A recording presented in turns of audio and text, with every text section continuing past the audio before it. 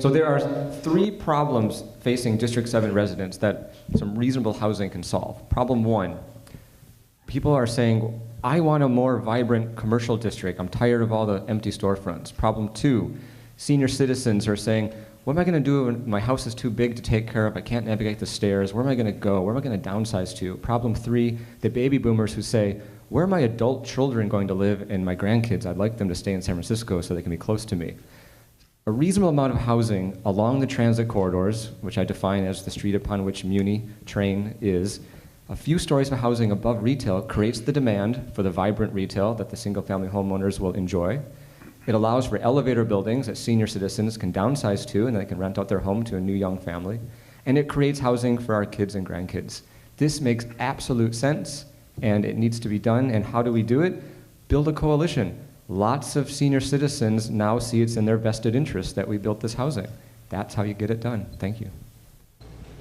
There's a lot of things we regret not doing when we had the chance, like building lots of BART tunnels, or even tunneling that M line 40 years ago when it was first proposed.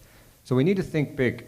And when I was talking with the person who's planning this M line tunnel project, you know, originally it was going to be a bridge or maybe not a tunnel the whole way, and she said, you know, I just want to shoot for the moon and tunnel it all the way to Park Merced. And I said, well, why don't we shoot for Mars and take it to Daly City BART?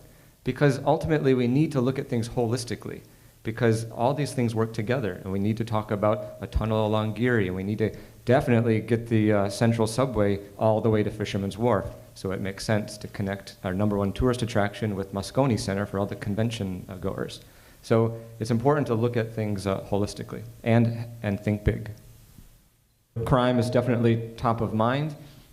When we had this huge spike that back in January, February, it felt like a tidal wave of sorts. A lot of neighborhood groups on their own had to get together and ask what is happening, figure out what can we do.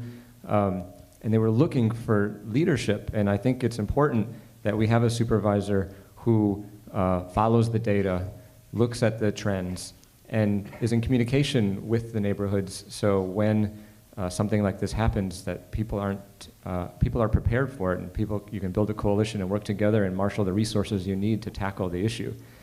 So that's why crime is top of mind right now, but I think it's also part of a larger issue of quality of life. The crime is very visceral, but they're feeling squeezed in many ways with their kids going to school and with transportation and housing, and so people are just feeling generally stressed and they're looking for leadership. So San Francisco bike share is going to expand immensely in 2017 and 2018 thanks to tens of millions of dollars from the Ford Motor Company of all companies. They want to become a mobility company. But what's going to happen is you're going to have a lot more kiosks and bikes, like the bike share program. District 7 won't take effect until probably phase 5 or 6.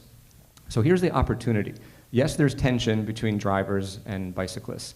And yes, we need to accommodate the baby boomers and senior citizens who rely on their cars. But here's the opportunity.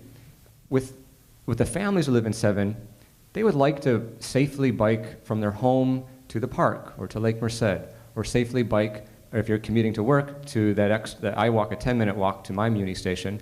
If there's a kiosk near me, I'd maybe bike to that station. So I think there's a way to smartly put these kiosks in 7 so it actually benefits families, and we plan the routes so it doesn't disturb motorists, and it gets everyone acclimated to how a bike can improve your life.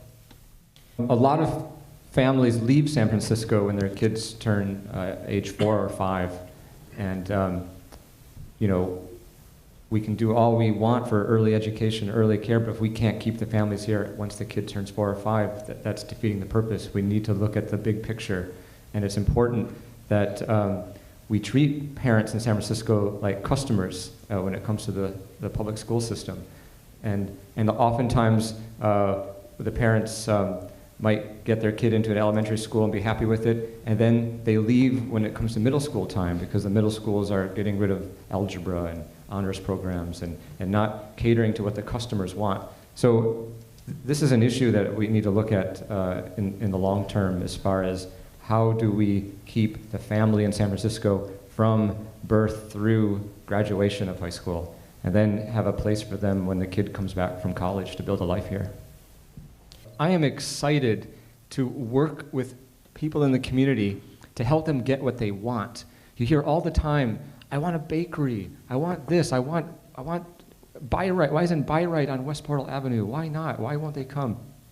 I think what we need to do, the supervisor should work with people and create a marketing plan and show the demographics and sell District 7. And when someone says, I want X, Y, or Z, then we'll put together that marketing plan and we'll go out there and we'll sell it and we'll do the best PR and we'll demonstrate that there is a demand for that service and that District 7 is a great place to do business and to revitalize our commercial districts. So I'm excited about working with people on that.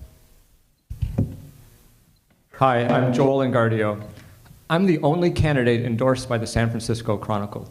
I'm also endorsed by Supervisors Katie Tang and Scott Wiener. People ask me, why do I want to be a supervisor? And my joke answer is because I have 28 years left on my mortgage. But it's not really a joke. When I look at 28 years of payments, I have to wonder, where is San Francisco going? What's it going to become? I've lived in San Francisco 18 years of my adult life. I fell in love with the city, and I want to stay in love. I'm running for supervisor because San Francisco is changing, and I want to help manage that change so we can all continue to enjoy what makes our city, the West Side, and especially District 7, so special. I worked many years as a journalist, being a watchdog, asking tough questions, holding government accountable.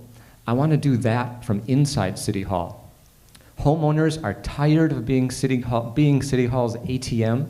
Our budget's doubled in 10 years, nothing's twice as good. People don't feel as safe in their neighborhoods anymore.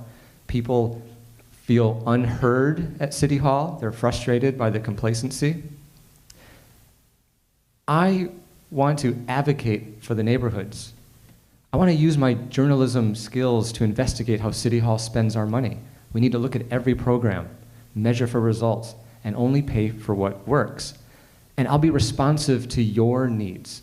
City Hall likes to think too highly of itself. It forgets that its primary function is basic city services like filling potholes and making the buses run on time. As supervisor, I want to get back to basics. And in 28 years, when my mortgage is paid off, I'll be 71, and I will look back on my time as supervisor and call it a success if our kids and grandkids are enjoying a future in San Francisco. I'm Joel Engardio. I'm asking for your vote so we can have a voice at City Hall. Thank you.